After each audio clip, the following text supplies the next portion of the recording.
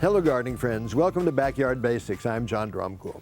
So in the fall, the gardeners use cover crops many times. If you're not going to garden during the winter months, why not put something on there that'll control the weeds? And there are several types of cover crops to put out. And I picked a couple of them today because they're really neat ones.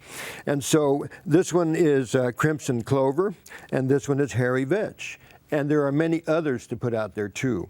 These are barely put into the ground in the garden, maybe a 1/4 inch deep, so rake it and throw them out there. You don't plant them in rows, you just broadcast them when you put them out there.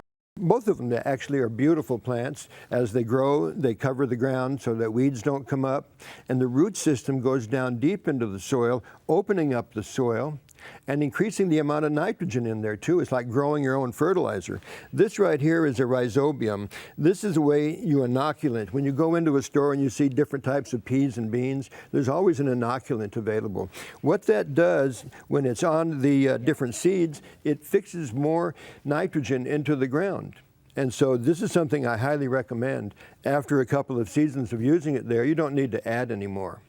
But these plants are going to be great for building a soil. If you're just a new gardener or you have a large space that you want to take on, then this is the way to do that. And these are winter crops. These will not work in the springtime.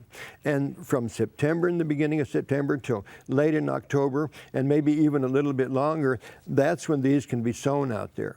But there's a beauty to these besides building healthy soils. And the plants are beautiful too. Red flowers on this one, the crimson clover, the hairy vetch has these wonderful purple flowers on them.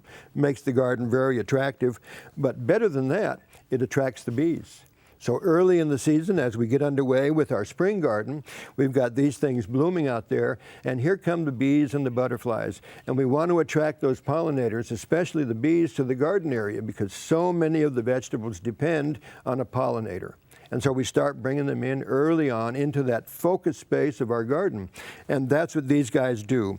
The crimson clover does an especially good job at attracting bees to the garden. So if you're going to increase the quality of your soil, your garden soil gets much better, and you want to bring in some of those pollinators early in the season, consider some of these cover crops to be the ideal way of building a healthy soil and having a beautiful garden.